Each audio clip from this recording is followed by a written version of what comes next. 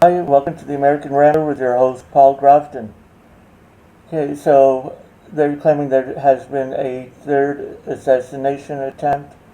Now, this is really not an assassination attempt. This is my opinion. But you have to look at the source, Chad Bianco. Uh, Chad Bianco was formerly a Democrat in LA and then moved to Riverside and became a Republican in order to run for sheriff's office. I don't think in that city he would be a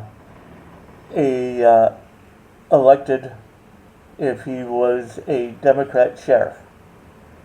Now, also there are other issues that his police department or his sheriff's department has.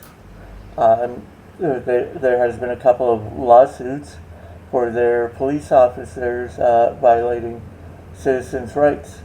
Matter of fact, there's one on video where a police officer just walked into a woman's home and claimed that he owned the house now, had no search warrant or a warrant for arrest, and he wasn't even, the person he was looking for didn't even reside there. You can find out more about that on the civil rights attorney, and I also think Blackluster.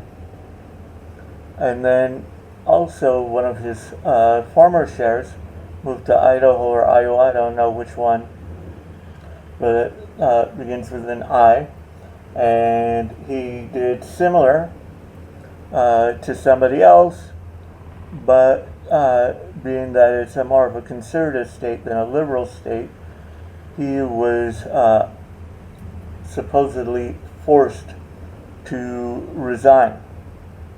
Now, you can also see on the internet that Venn Miller hangs around his pals with Don Jr.,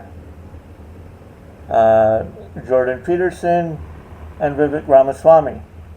And even the Trump camp is stating that this was not an assassination attempt. The reality was he forgot his guns were in his car. He forgot to notify California that he would be going there. Now they're claiming his press passes weren't real, that Chad Bianco was. But the Trump camp and him were saying those were real passes. Now, he also does have his own media company, something like the Great America Media Company or something like that. Okay, just because somebody has never heard of it doesn't mean it doesn't exist. Okay?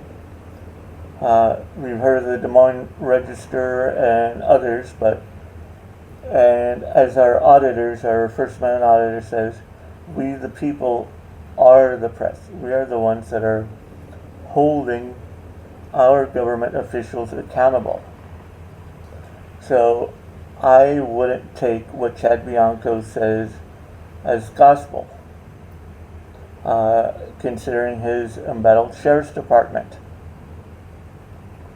I'm more inclined to believe Venn Miller, and just leave it as that. I don't know about the passports. You know, he might have two passports, one Armenian and one American.